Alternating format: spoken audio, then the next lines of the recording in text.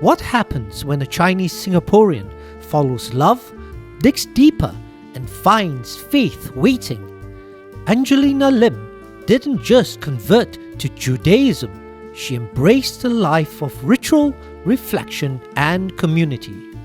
From Matzah to the candelabra, she opens her kitchen and her heart to share what it means to live with intention. I'm Chris Choo, and this is Hotplate SG60.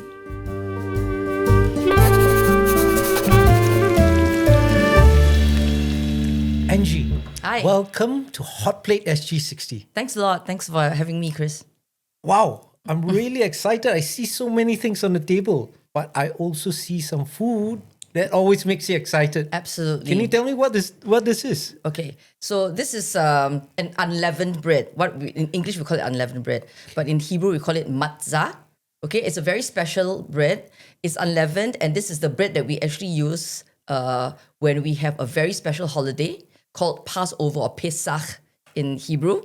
It's the one that celebrates, when Moses managed to convince Pharaoh to release all the Jewish slaves. Yeah. So it's called the holiday of our freedom. Wow. Did they eat that then? Yes. Is this as basically old what as happened that? was, they would bake bread. It was their staple, and I guess they depended on the wild yeast flying around in the air to leaven it. But because they had to rush out in a hurry out of Egypt, they did not have time for the bread to rise. Wow. So. Yeah, so Amazing. I yeah. like that. I mean, that explains to me. I always wondered why unleavened bread, but that's great. They had to rush out. They had to rush Didn't have out, time right. for the yeast to settle Nope. into the flour in the dough, Yeah. and they made unleavened bread, and that explains so many things. Right. And Wonderful. the way it's made is actually very, very strict. It's very interesting, actually. It's literally just flour and water. Okay, nothing else. And everything is done from the mixing of the flour and the water to the kneading to the shoving it into this really hot oven has been done within 18 minutes. 1-8. Wow. Yeah.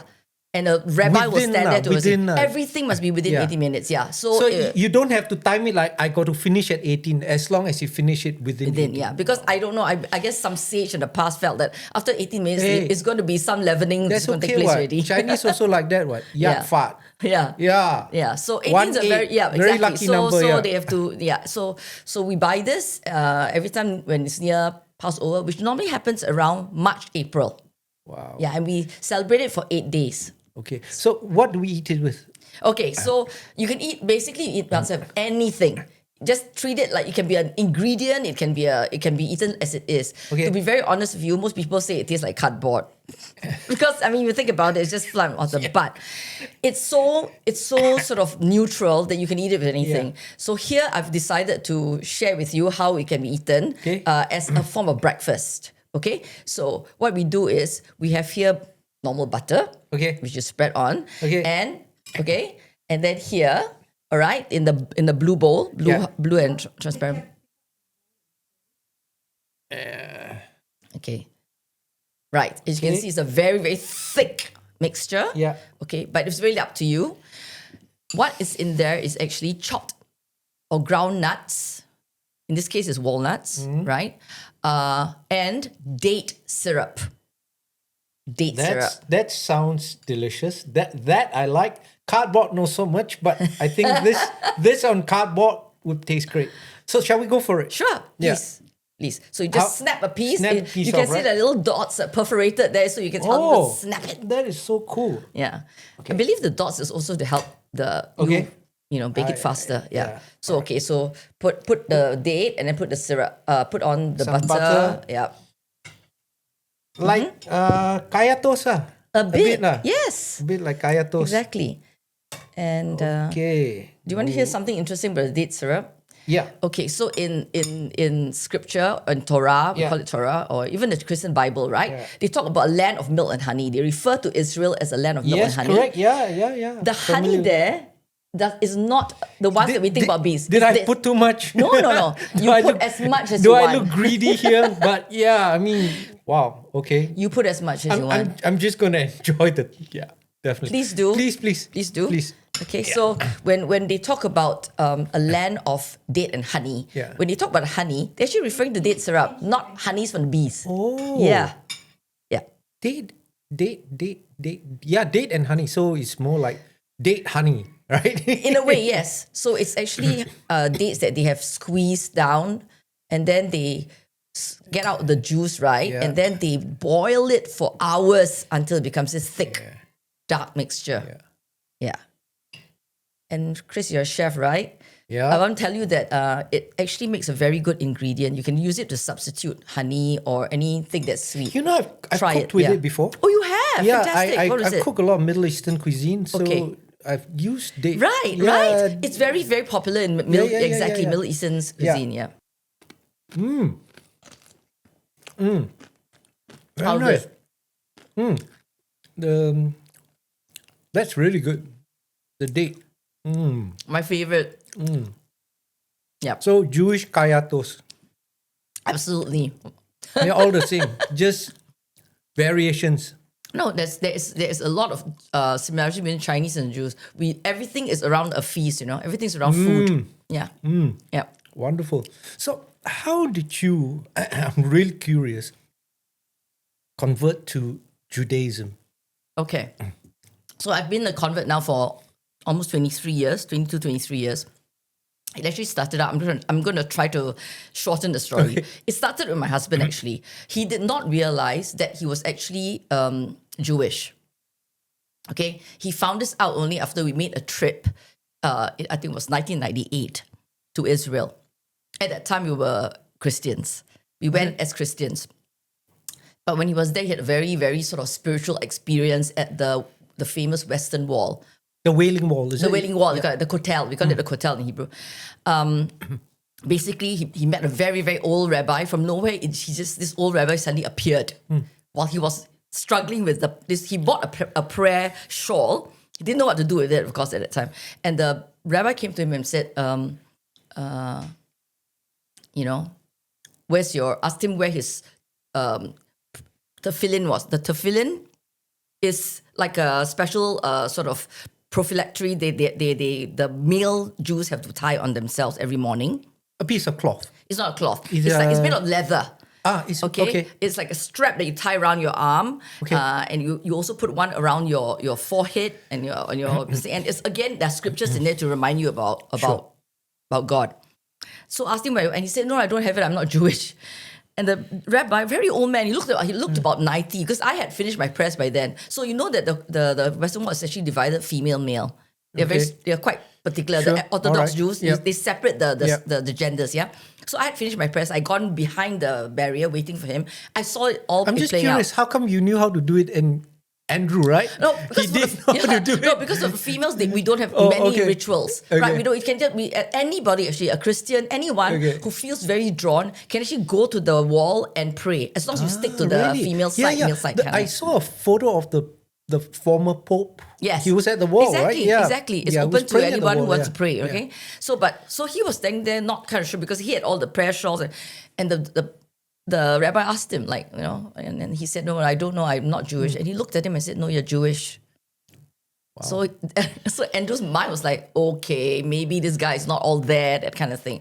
Started asking him for his father's name, his mother's name, which all actually happens to be Jewish. Michael, which is his father, Michael, is a Jewish name. Yeah. The angel Michael, right? Yeah. Mary is actually from Miriam, which is a Jewish name. So he kept saying, you're Jewish the second time. The third time, he said, what's your name? Andrew. Andrew's a Scottish name, come on. And he's like, no, but he still said 3 times he's Jewish. Pulled the prayer around, the prayer shawl around my husband, prayed over him and said, okay, now you can go. So when he lifted off the prayer shawl to turn around to thank the rabbi, poof, disappeared. Wow. We're talking about a 90-year-old rabbi here. Wow. So some kind of spiritual experience. So for him, it started that way. So he got very curious and started digging into his past and asked his mother, and he thought, it would be, a joke, but his mother actually said, yes, I may not know everything, but I believe that your great-grandmother, who came from Malacca and all that, has some sort of Portuguese descent, and used to tell his auntie to light candles on Friday night, which is a very, very Jewish thing. Didn't Wow. explain, but So from there, he realized that he's actually, because for Judaism, Orthodox Judaism, we trace our Jewishness from the matrilineal line. Wow.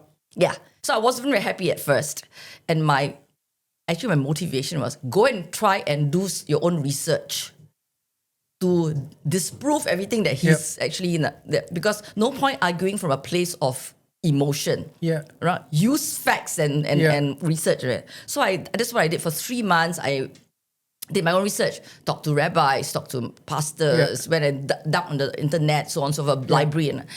And after 3 months, I actually came to the conclusion that, you know what, there's something here. Yeah. That he's not wrong after all, my husband. So I don't know, maybe call it a spiritual awakening if you like. It was like a missing puzzle that kind of fit for me. Wow. Yeah. So I did not convert because of Sure, the usual thing, just because, but out of conviction, Okay. I mean, significant change in lifestyle, right? Oh, absolutely, absolutely. Judaism is not a Saturday, okay, this is our special day, Saturday, once a week kind of religion. It literally encompasses your entire life. Wow. So from the moment you wake up from your sleep, your eyes are open, the first thing you actually say is a prayer of thanks. Yeah. So do you mind if I just... Yeah, please. Okay. So I marked it out here. This is my prayer book, okay? So the prayer is actually called Mode Ani, okay? And it actually means I thank you. Okay? So Mode Ani lafanecha milahai vikayam. So I'm going to read the transliteration here for you, all right?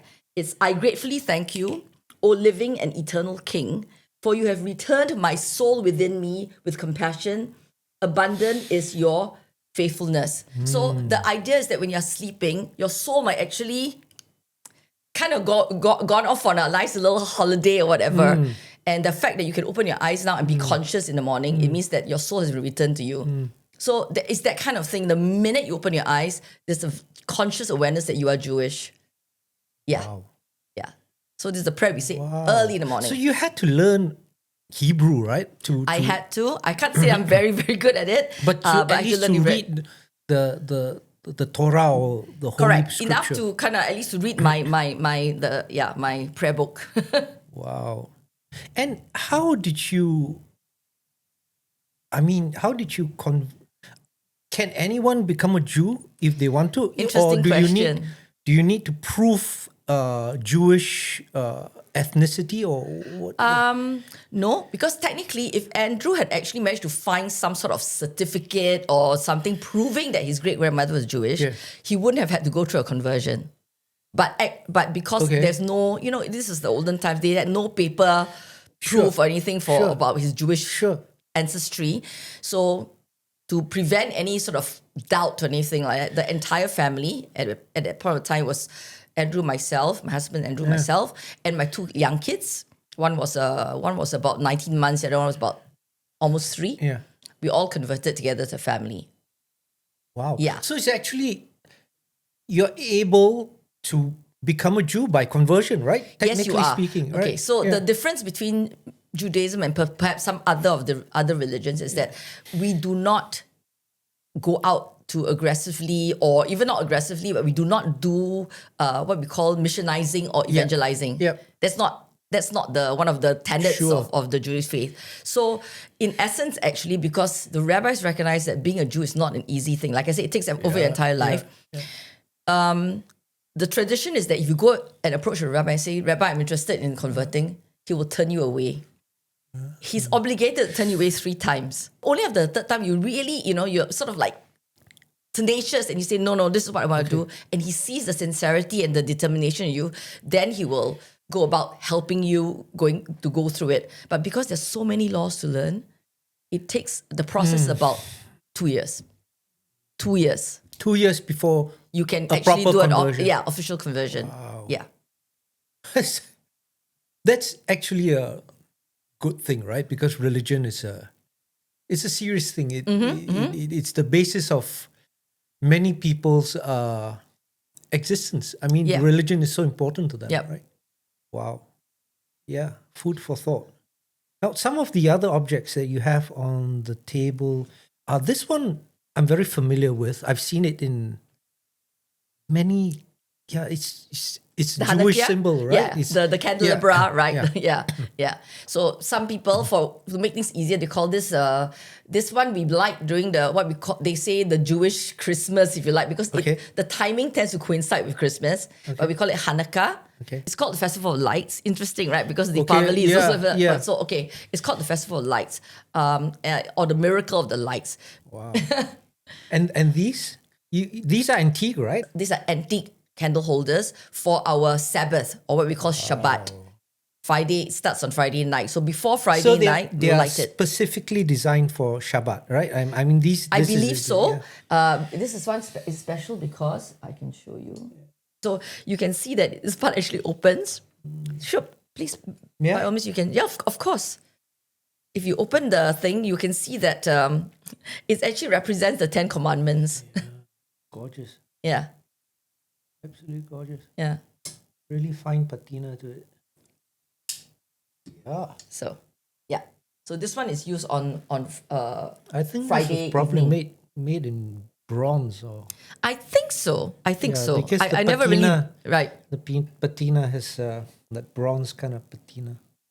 Very beautiful. Now, I want to show you something. So I Please. collect antiques, Please. right? Oh, wow. And apparently, this was a bag. I think this is from the 1800s. This is Okay. a Moroccan Jewish prayer bag. Wow. Yeah. Oh, okay. Okay, I see it. I Yeah. see it. Okay. Right. And it's one of my favorites. It's this has come off, so Right. it's really gorgeous. It's got these beautiful tassels, but I haven't found anyone who can refurbish this bag for me. And most of them say, nah, just keep it as is and don't even attempt it Beautiful. because it's such an antique. Yeah. Beautiful. Yeah, So since you told me it's a prayer bag, Yeah. this would have contained the prayer shawl, which the man will use. What we call a talit. Yeah, Talit. They will fold it very nicely and put it in here. And it may also even carry what I was telling you about earlier, the prophylactories. I think I'm saying it right. Okay. The tefillin, they call it. Gorgeous. And where did you get this from, Chris? I collect antiques. So.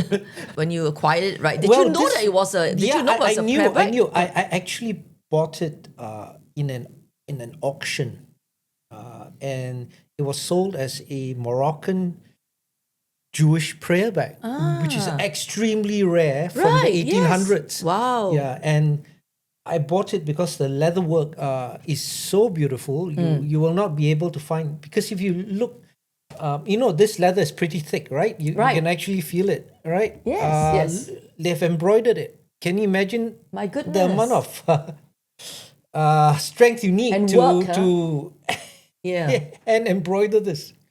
So I think Amazing. because I've taken it to a couple of leather restorers in Singapore, and they've just sort of refused me because I think they saw how thick the leather was and they need to actually sew this back and they're thinking, no, I don't have the finger strength to actually poke it through, right? Yeah. Wow. Yeah. Amazing. Yeah, and you can also see this part. I don't know what they did Yes. to it. They it's sort of Yeah, exactly. Yeah. Leather work. yeah. Amazing. Love this bag. What an amazing find. Can you tell us a bit about the Jewish community? Because I mean, they are not very prominent, as in your face, as if Yeah. people don't realize that they have been part and parcel of Singapore's history. They've contributed a lot to Singapore. Maybe you can tell us about. I mean, I have to be honest, even I didn't know Yeah. much about them until, when I Yeah. went on this path of finding Judaism. So, okay, if I want to track back to when it first came to Singapore, we are looking the original Jews, okay, that actually came to Singapore. and they are the Sephardic or Sephardic, yes, very good. Sephardic, yeah, Sephardic and Sephardic Jews. Yeah. They came from Baghdad. They are mainly Baghdadi Jews. Okay, these were the originals that came in the 1800s, like you said. Okay, they came over basically to, just like everybody else, to find a better life, to do business and things like that. And so they set up a little community here. Not big, but it was fine. It was they managed to raise enough funds. They built a synagogue at Waterloo called Magen Avon, and they were particularly good at finance and business. So They still are. Yeah, they still are. So like you said, I don't think there are people who are very loud. They keep to them quiet under the thing. But yes, they have contributed. You're right. We have like David Marshall, for example, right? He was the And ambassador. there are so many roads named after Jewish in the east prominent side, right? Jewish. The east side, you have like Mayer Road, Frankel Estate. These are all actually Jewish, and Elias Road. They're all Jewish names. And then closer to where the synagogue is, you still also find Jewish names like Ben Demir, Ben didn't know Kulen that. are all Jewish names. Really? Because Ben means son, but because the community was so small, it's very hard to find another, a person, another potential spouse, whatever. So a lot of their children, when they grew up, they were sent to other countries to settle and to find a husband, a wife, and they tend to settle abroad. So the community was actually shrinking. When we first converted, we were the first family. Before that, there was a few who converted because they got married to a Jewish. Okay. Their spouse was Jewish, Understood. right? But after we converted, surprisingly, they ended up a few others who actually also came and asked to be converted out of conviction. And what ethnicity would they be? Would they be Chinese? Chinese, quite a few Chinese, Indian, yeah, Wow. yeah. Again, same thing. Finding their own path of spirituality, if you like, and then deciding that Judaism was a good fit for them. Okay. Yeah. So I have this question, and I'm asking you this question, and from your personal perspective, like people mention Buddhism, right? Immediately you know what the message of the Buddha is: compassion. Siddhartha is all about compassion. What do you think the message of Judaism is to the whole world? To be a light of the nations. As simple as that. We're put on earth. Yeah. Okay. We don't know for how long. Yeah. But you need to make every day, every minute counts in terms of looking out of yourself to see how can you contribute to society, how can you contribute to the life of another person to elevate that person, make that person better. Wow. Yeah. I like that. Yeah. So that's the essence of Judaism. Really, it's actually a very community and family kind of religion. Okay. Yeah. Okay, wonderful. Okay, one final object. Actually, the cup first. Yeah, sure. What is this? This is what we call a Kiddush cup. Okay, so every Friday night, Okay.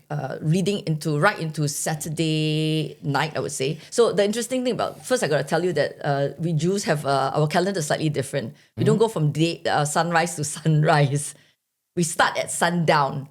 Our day starts at we count from sundown to sundown. Okay. So when a new day starts, when the sun goes down, we see 3 stars in the sky. You understand? So our Sabbath starts Friday evening. Okay. Then it runs into Saturday, the whole of Saturday, and it will end on Saturday night. Got it. All right. Yeah. So Friday evening, very special meal. Yeah. We call it it's the first meal, the first Shabbat meal. Yeah. And part of the meal is sort of like a prayer that we do, a ritual. And Kiddush, which means dedication, holy Kiddush. Okay? It's where the head of the house, in my case would be my husband. yeah. If my husband's not around, my son can also do it. We will fill this cup almost to the brim with wine or grape juice, depending on your taste, but wine is preferred. And then he will say a series of prayers, welcoming in the Sabbath. We treat the Sabbath like a queen, a Sabbath queen. You say we welcome her. Okay. And then from this wine, after he says the prayers, he'll take a sip, and then or he'll take a drink from it, or depends on how some people they will pour first. They pour enough amounts, like a mouthful for each member of the family or any guest that you have. Yeah. And symbolism of it is what? welcoming people. Yeah, because the table Yeah. where we eat is also considered like a place that's supposed to bring blessings. Okay. So, and Sabbath is the time when we shut down. So Okay. you'll find that those who are observant Jews, they'll turn off their handphones. They'll turn off any electronics that they have. Okay. We don't touch the lights. Everything is put on a timer. Wow. It's a total shutdown. Hey, this should be the detox that everyone It's a does, detox, right? It's a detox, This and is- it's a time only for us to enjoy each other's company. So we will catch up. We will really focus on real conversations, amazing. right? Yeah. No distractions, right? Yeah. And then after that, they might sing some Jewish songs, and maybe the head of the household or whatever might share a short lesson from the Bible, from the Torah of that week. That is so practical for modern times, isn't Yeah. it? I mean, a once a week detox, right? From all this social media and all this electronics. Totally. So yeah. Amazing. And the horn? This is for a separate holiday. Mm-hmm. It's mainly used on a holiday called Rosh Hashanah. That's our Jewish holiday, Jewish New Year. Okay, and when it's a very long service. Okay, I think it will last about 3 hours to 4 hours, and within although that 3 to 4 hours, the rabbi will intermittently blow the shofar, and there are different to wake sounds. people up.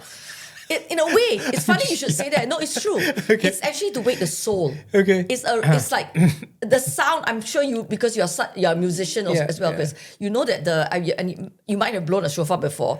There's something about the sound that's very gut wrenching. Yeah. Yeah, when it's blown, it goes straight to your soul. It's like this. Yeah, it's a wrenching kind of sound. Yeah, and it's a sound to remind people to wake up. It's the new year reminder, the new year. Okay. Make sure that you have forgiven who you're supposed to forgive. Ask for forgiveness from people that you forgive, and get ready for. Yeah, that's very interesting to ask for forgiveness. Yeah, Is it, very present in the Jewish psyche to ask people for forgiveness? it is. Yeah. It is. We will reflect on things like, okay, what have I done wrong? But what have I also done good? And maybe if it was good, how can I make it better? Oh. Okay, who have I done wrong to? I need to go down there and make peace, make right with the person. Wow. So you actually would take action on that thought, right? Not to say, okay, You take action. You're supposed to take action on that thought. No, this is a wonderful conversation because, so little is understood of Judaism. It's so secretive, but, I hope that this podcast shows that it's just an amazing way of life, belief, religion, and it's got so many positive and encouraging qualities to it. It's very, very practical. I've felt that it's a very practical religion, but also very spiritual. I would dearly love to play that, but I know we don't know what the restrictions are. Yeah. But I think, having heard that on YouTube before, Yes. this would sound maybe very similar. Okay. This is a Hindu conch horn Okay. or shank, and this is played a lot in Hindu temples, Okay. Tibetan temples, Buddhist temples, and again, the sound is supposed similarly to awaken spirit and to dispel negative energies. So this one's very old. This is very precious to me. This one has definitely been played in many temples. You can see by the patina. Yes. Right? Yes. Well used. Yeah. Well used and well loved. Let's see if I can make a sound.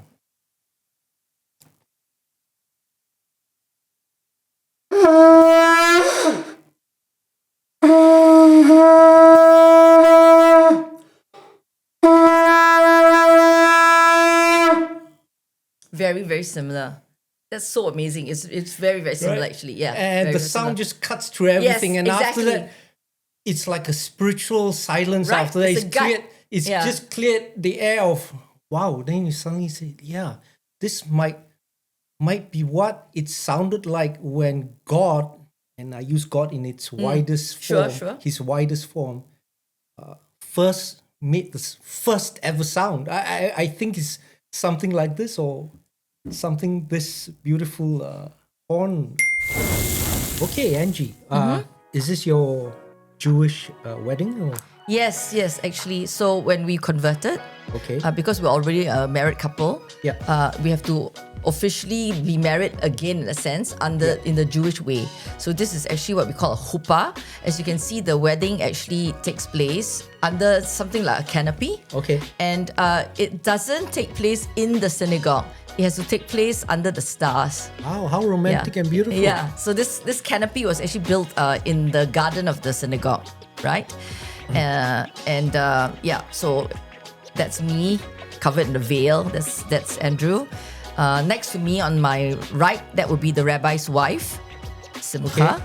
Right, and the rabbi is actually conducting the wedding ceremony. He's the guy slightly blocked on the extreme left. So I'm curious, what's with the beards? I mean, is it symbolic? Why do a lot of rabbis? Yeah, exactly. So because in the Jewish Bible, the Torah, they are told that they should not they shouldn't shave. Yeah, they shouldn't shave. So it's like so that's why they don't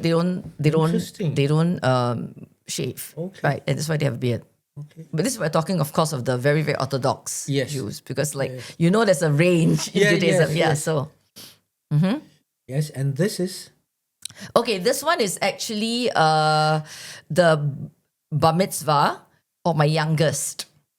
Okay, so when a Jewish boy turns 13, it's like a rite of passage. They are recognized that this is the beginning of the adulthood. So before that, whatever you do wrong or whatever is still under the jurisdiction and protection of your parents. But at 13, it's recognized that you're already beginning to understand a lot of things. It's like a rite of passage. So it's a big celebration. So that's Eliav, my youngest. Which is the your center. Eldest is the one on the left, whose back is to. So this is very, very standard. Yeah. Jews, when they cry, they really cry, and when they mourn, they really mourn. But when they celebrate, Wow, they I really can go see. all out. Yeah. So it's when it's what we call a simcha of joy. They'll be Singing the jumping movie, up and down singing. Hava Yes, Nagila, that's one of the, could be one of the songs. What does that mean? Yeah, Do you know? Hava Nagila is gosh. Actually, I've never found out, but I sing it online. But it's all That's one of the songs. all in all the that's one of movies, songs. right? Yeah, I think about the Jews is also when it's a Sabbath. Yeah.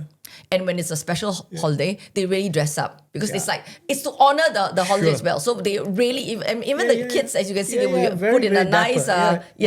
nice suit. Yeah. Wonderful. Thanks, Angie. That was a wonderful conversation. Thank really you so enjoyed much it. for having me. I have really enjoyed myself. Angie, what is this? It's interesting. Yes, so most Jewish households, in fact, all Jewish households will have this. It's called a mezuzah. Okay. All right, and we paste it on every doorway except for the bathroom. Yeah, so there are several reasons for it. Okay, what's inside? They're actually holy scriptures. Basically, there's a holy scroll made of parchment inside, and it's actually the prayer that says, "Listen, Israel, your God, He's one." Okay, so the purpose of it being in a doorway is what do you do with Well, actually, several, but the main thing is to acknowledge that God is in charge of our household. Wow. God, and always constant reminder for us that God is everywhere. Okay. Yeah, for us. And then when we touch and kiss it, particularly when we are actually leaving the house, it's also like a form of protection that God, please be with me as I go on my journey. Yeah. Okay. Yeah. I'm going to be cooking Ayam Sio. Okay, wow, very Peranakan. You're Peranakan, right? From both sides. Both sides. Yeah. Oh my goodness. So my mom was a Hokkien Peranakan. My dad's Teochew Peranakan. Oh my goodness, that puts me a bit under a bit of no pressure. No pressure. Okay, but it's a very interesting to cook in a Jewish kitchen because there are so many do's and don'ts, right? Yes. I mean, Agreed. even your sink Yes. is divided into, it's segregated, Yeah. right? Yeah. So meat Okay. and dairy. Meat and dairy. Yeah. because in our Jewish belief, we do not mix meat and dairy. It comes from this verse that talks about you should not cook a baby goat in its mother's milk. Okay, so there are many layers, but I'll try to simplify. So basically, milk, if you think about milk or dairy, it's life-giving. It's the first thing that a baby drinks. Okay. To get meat, you have to slaughter and kill. Okay. So there's we try to separate life from death. That's one reason. The more spiritual reason is God said don't mix these two things, so we don't.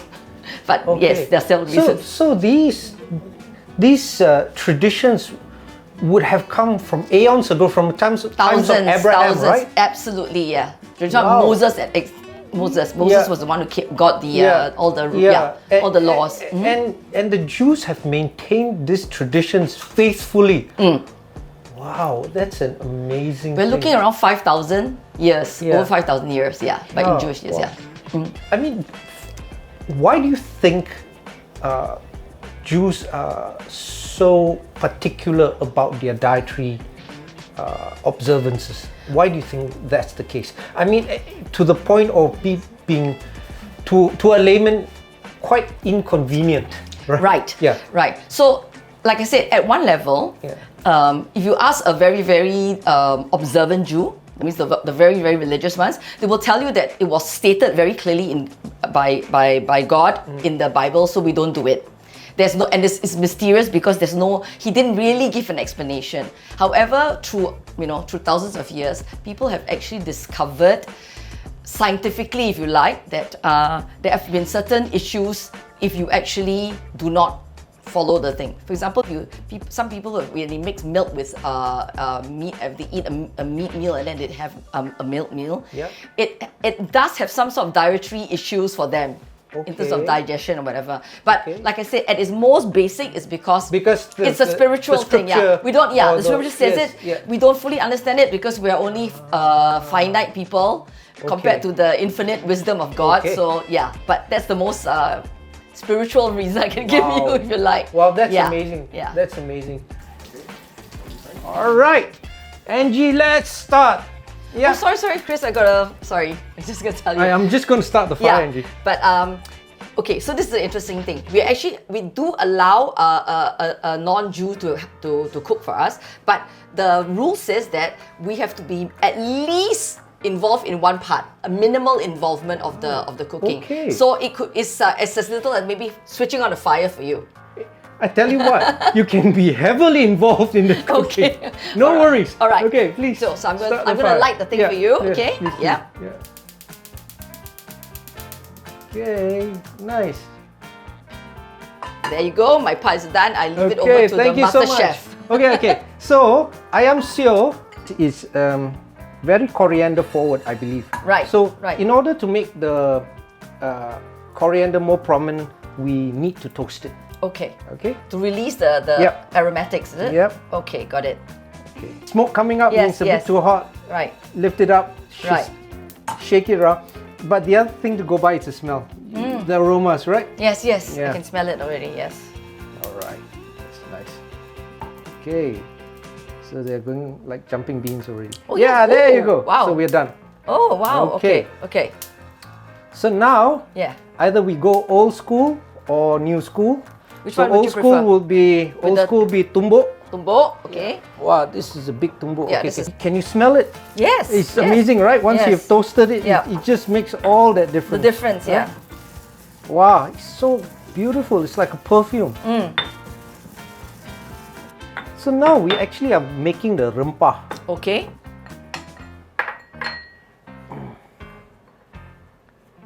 All right. I like that your style of cooking is also very much like this Peranakan. It's very agak.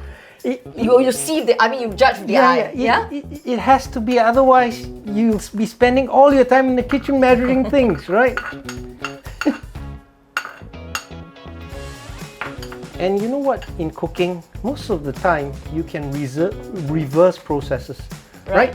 So old school, Tumbok. we would have to tumbok. And if you have a lot, what we would use is actually a gilling. Yes. Yeah. And that is just the most amazing thing, right? So having done a lot of cooking series now. Yeah. You know, I've seen some of these aunties. They are faster than a blender. It's like whenever I use a tumbok or giling, it's like, my God, half the ingredients are my food. and this auntie, she's like, and there she's got the perfect taste, you know. But do you know why traditional cooks just, if you use a blender, they just poo-poo you and say it's rubbish, you know? Why do you think? I heard somewhere, is it because of the fact that when you actually bruise the thing, you're actually releasing again the flavors compared to when you blender is a cutting gesture. Am I right or no? Next time you blend something, you notice that the water has separated from the ingredients. Okay. Therefore, it has lost a lot of its power. When you tumbok something, the water rarely separates. Stays in. Okay. And that is what makes the rempah really nice. Right. Because the oils and the juices and the aromas have not separated. Right. That's what you're looking for. For juice, everything has got to be kosher. Yes. How limited are you in your ability to cook? Interesting question. Yeah. I can't speak for the other Jews. Yeah. But as you know, I'm a convert. Well, I've been for Yes. 22 years that I've been Jewish. Yes. Okay. And because prior to that, I've tasted what a certain dish should taste like, the original non-kosher one. It's easier for me to adapt. So that I can get as close to the original taste as possible. Okay. Yeah. So I'm not limited. And actually, any Jew will tell you that. Okay, so you would substitute certain things and try and certain things. Right? Yes, correct. Like, how would you get belacan? Is that we cannot use belacan? Oh, because it's shrimp, right? Yeah, Shrimp yeah. So one of the kosher laws is that when it comes to seafood, we can only eat fish with fins and scales. Okay, all right. Fins and scales, right? Okay. So that means that rules out like shark and eel. Is there a reason behind that, or it's just in the scripture? Again, this is a part of the a lot of the Understood, kosher laws are very much because God says so. Now we can hazard certain guesses and all that. I think God knew about high cholesterol. That's one. And two, if you realize, if you rule out a lot of seafood, as much as prawns may taste good and lots of they're all bottom feeders. You eat the bottom, so the bottom feeders are the ones that eat all the crab and the junk. So that could be it. I'm no scientist, I'm no this thing, but I'm just telling you that this all only came after the fact, you know. Initially, people just followed because, well, God said so, you know. Cool. Okay, so now I think I'm pretty much ready. Now I have got to tumis. I think what I'll do is I'll just tumis it straight in here. In the pot, sure. I'm not afraid of oil. I mean, growing up, you know, you have to that little blobs of red oil actually makes the food more appetizing. Actually, you know, if you don't see it, people traditionally are like, what did you cook? Yeah. Got a pretty strong fire, you know. You want me to lower it? That's all right, sir. A little bit? No. There?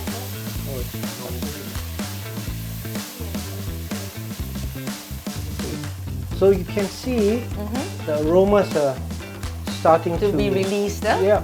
Smells good. Really smells great. good. Yeah, Coriander is so wonderful. So I see some tau yu here, but that's your light soy sauce, you know. A little bit of tau yu enough. It's the light one. Yeah, don't want too much.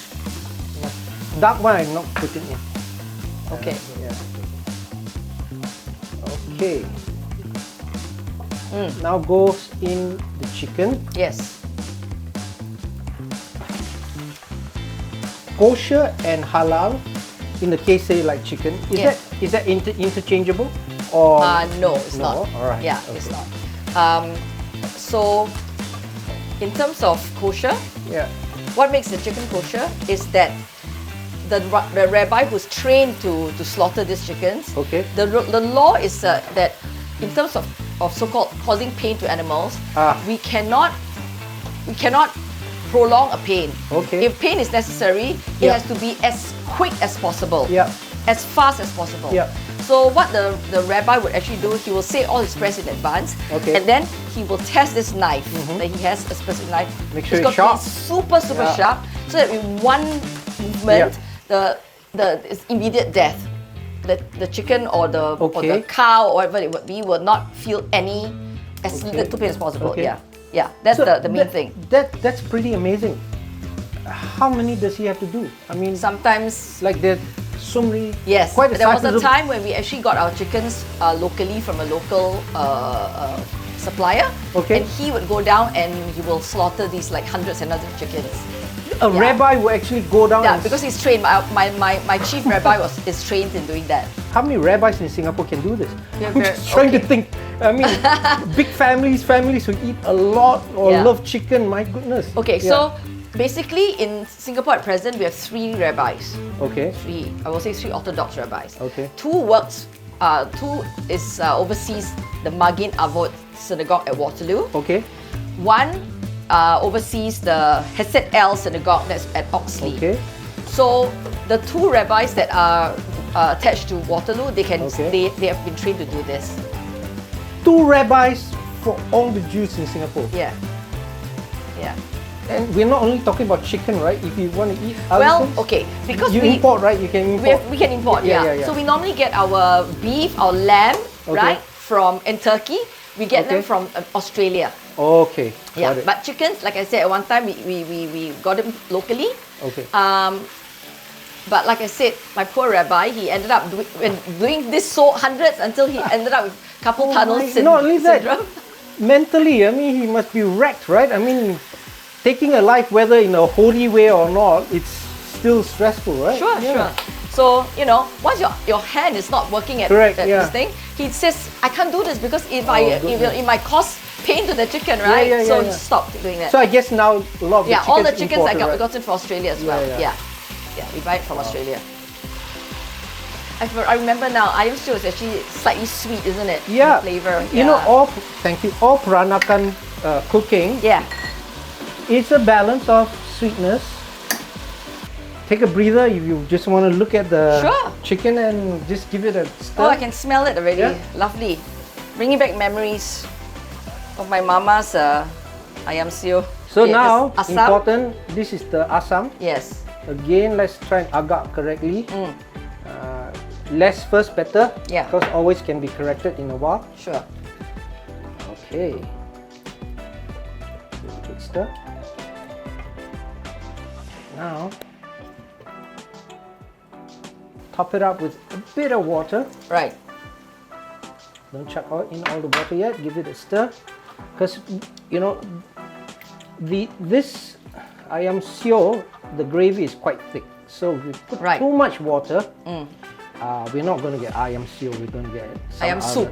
Ayam soup or something like that. Yeah. Okay. So make sure it's properly submerged. Ayam Sio blends Chinese technique with Malay spice. Born from Peranakan kitchens, it tells a story of intermarriage, migration, and Singapore's richly layered past. Okay, we've got to wait roughly 20 minutes. Okay, Angie, I think the Ayam Sio is done. Wow. Look at that. Let me put this aside. Childhood memories, the smell. Give it a stir. So you see how the sauce has really thickened up. Yes. Oh, How? very good. Everything's balanced, slightly tangy from the asam, right? I can taste the coriander also. Okay. The ketumbar, as they call it, right? Slightly salty from the soy sauce, Yeah. but not overly so. So I think all the flavors are balanced very, very nicely. Good. Yeah. Ooh. Fantastic, Chris. Thank you so much. Peranakan Jewish. And am I right in saying, okay, correct me if I'm wrong, because this was what my mother or my grandma used to say. Some of these dishes, right, it's better to be cooked a day in advance because the flavors will actually continue to develop, right? Definitely. Yeah. So, tomorrow, you're going to come to my place, and we're going to share this today with some nasi, yes. So please cook the nasi because it's also going to be kosher. Sure. Yeah. Okay. Yeah. Thank you so much, Chris. Thank you. Okay, Ayam Sio, rice and what's this?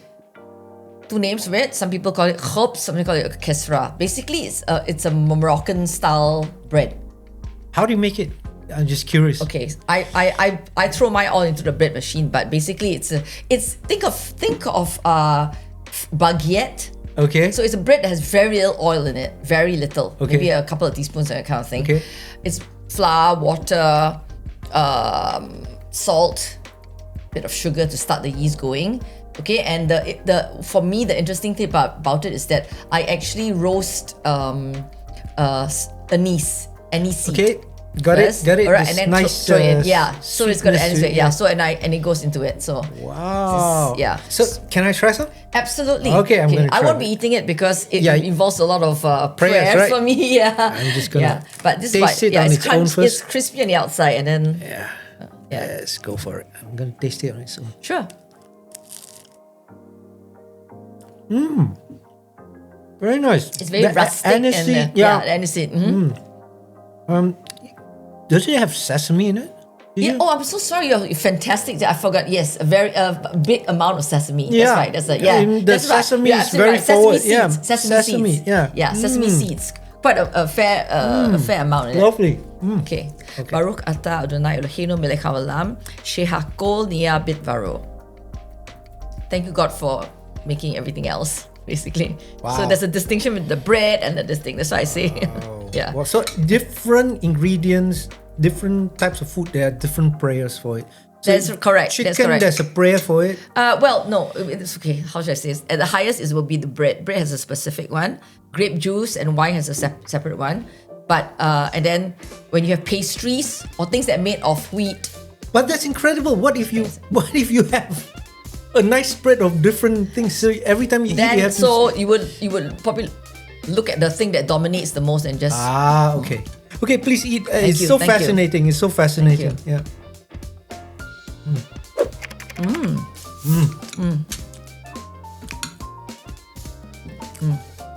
the flavors are all just balanced. So you know. Yeah.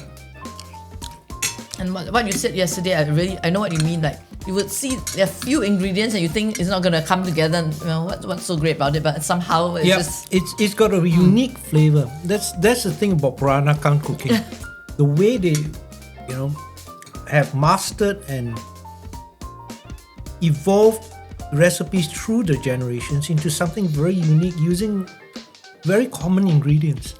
It's like, when you eat a babi pongte, it's very few ingredients, or ayam pongte. Yeah. Right? yeah. Very few ingredients, but it's the fermented bean paste that gives it its unique Flavor. very, very unique flavor. Yeah. What we appreciate as Jews in Singapore is that it's a place that you can practice your religion very freely.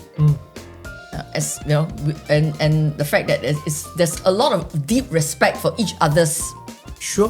Yes. culture as well as religion. Yeah. So much so that my rabbi is actually a very prominent and strong member of what we call the IRO, the Inter-Religious Organization.